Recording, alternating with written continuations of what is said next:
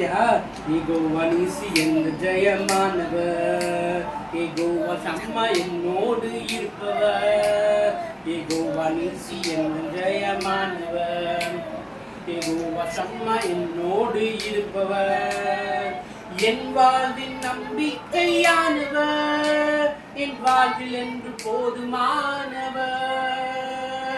என் வாழ்வில் நம்பிக்கையானவர் என் வாழ்வில் என்று போதுமானவர் மலைகள் விலகி போனாலும் பர்வதங்கள் பயந்து போனாலும்